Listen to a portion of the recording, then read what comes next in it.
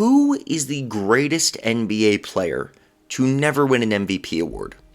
When I ask people this question, the name that almost always comes up first is Dwade, and there's a good reason for it.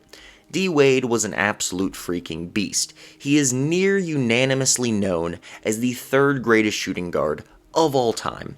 He was incredible on both ends of the floor. His 2009 season is widely recognized as one of the all-time seasons that didn't win an MVP award, which really speaks almost as much to LeBron James as it does to Dwayne Wade, because, let's be real, it wasn't a close race. LeBron was just that good, but Dwayne Wade's season was absolutely incredible that year. He's won finals MVPs. Well, he won one finals MVP. He led his team to a championship. He was a great number 2 next to LeBron for several years. He was an incredible player. But he is not the best player to never win an MVP award. Some other names that may come up in this conversation: Chris Paul, Isaiah Thomas, John Havlicek. Those are just off the top of my head. Maybe like the best players after Dwayne Wade to not win an MVP. Maybe. I'm not fact-checking this, so I might be forgetting someone. But if you ask me, the best player ever to never get an MVP award is without a doubt Jerry West, the logo. This man is kind of criminally underrated in some areas. Like, I feel like it might be unfair to say he's criminally underrated. I feel like a lot of people do acknowledge Jerry West, but he just doesn't come to mind, like, constantly. I will have people, or I'll be talking to people, right, and we'll be talking about the greatest point guards of all time, and they'll make their list, and they will just leave Jerry West off. And I'm like, what about Jerry West? And they're like, oh yeah, I forgot about him. And the thing is, I feel like that happens a lot. People know how good he is, but because he played so long ago, and his name is not Wilt Chamberlain or Bill Russell, people tend to just kind of forget he exists, and I'm here to let you all know how freaking good Jerry West was, just in case you weren't aware already.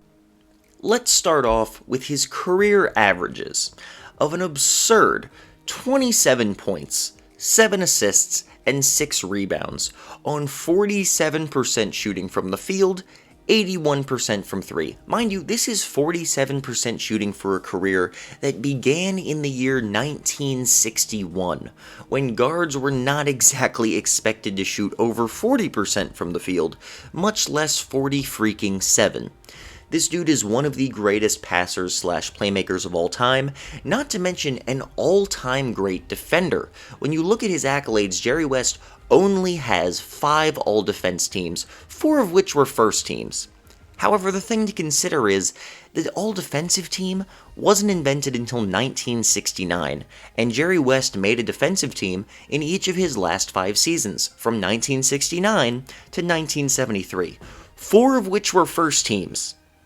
That's how freaking good this man was on defense. Now, I'm not saying he would have won a Defensive Player of the Year award or anything, certainly not playing at the same time as Bill Russell for most of his prime, but if the All-Defense award was around for his whole career, is it really like a controversial, guesstimate statement to say that Jerry West would probably have more than 10 All-Defense teams? I don't think it is. He has 12 All-NBA teams, 10 of which were first teams. This man was so freaking good. This man was really just so freaking good on both ends of the floor. His scoring was absolutely incredible, and in the year 1970, I believe Jerry West was actually robbed of the MVP award. He was first team All-NBA, first team All-Defense, led the league in scoring, put up 7 assists a game, 8 assists a game actually, and 31 points on 50% shooting. Now, you may be thinking, 1970? Well, that's when Jerry West was playing on those super team Lakers with Wilt Chamberlain and Elgin Baylor, but the thing is, he really wasn't, because Wilt Chamberlain only played 12 games that season, and Elgin Baylor only played 54. So for a significant portion of the season, Jerry West was carrying this team alone, and for all but about 3 weeks of basketball, he did not have his superstar center teammate. Elgin Baylor was obviously very good in those 54 games he played, but he was only putting up 24 points a game, on worse efficiency than Jerry West, alright? Now, 24 points a game is very good, and his efficiency was not bad, but you can tell this is not prime Elgin Baylor anymore. The dude is 35 years old, he's just not the same guy he was in the middle of the 60s. Jerry West was really carrying this year, and I just don't think he gets acknowledged enough. I just don't. Willis Reed was a great player, probably the best defensive player in the league, and he led his team to a whole lot of games. But Jerry West scored about 10 points more. He was leading his team in assists, one of the top playmakers in the league. And Willis Reed had his teammate Walt Frazier, who was also a star, for pretty much the entire season, while Jerry West did not get his star help in that time. So I believe Jerry West deserved the MVP award, and even if you ignore this season, looking at his entire career, how did this man not win an MVP? 4 seasons of scoring over 30 points a game, 27 points per game for his career. That's insane, right? Like, I don't feel like it's really...